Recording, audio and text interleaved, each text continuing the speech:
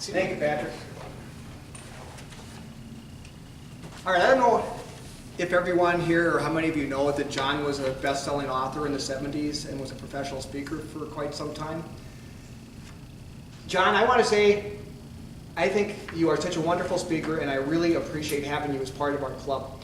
You really, to me, set an example of how to do it, and you do a wonderful job of that. And starting with your opening, it's such a powerful and wonderful way to open, asking a couple of questions. You know, you first asked, have we had dinner? And then you go on to ask a question that's very pertinent to the speech. How many of you been, I think it was something like, how many of you been told that you shouldn't do something that you want to do? By doing that, opening with a couple questions like that, you really grabbed our attention right off the bat and put people at ease and got them participating. You know, even just raising your hand, it gets people thinking and involved.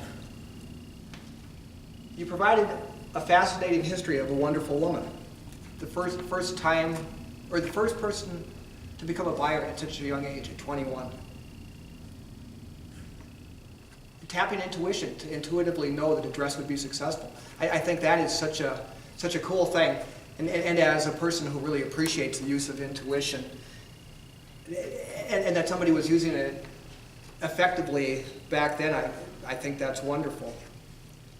I like the story about the ad for the boys. What a clever idea, and what a way to really grab people's attention, and apparently it was very successful.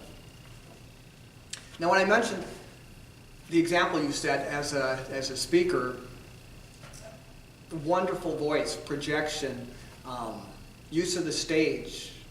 You don't move around unnecessarily, but you move around comfortably. The eye contact, voice, and more than anything, what I really enjoy is you have a very relaxed, personable style that is like really carrying on a conversation with the audience.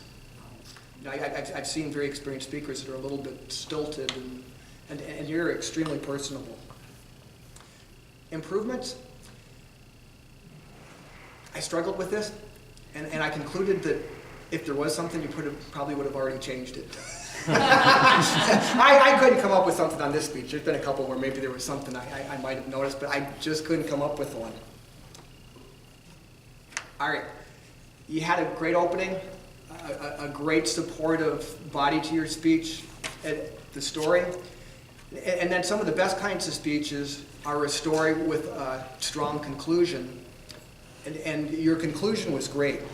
You had a powerful message. Challenge us to think about where we want to be. And brought up being passionate and successful. I was like, wow, this is a great conclusion. And then you hit us with a punchline that this was your mother, and I was like, oh. So I want to thank you for a great speech. I really enjoyed it a lot. Thanks.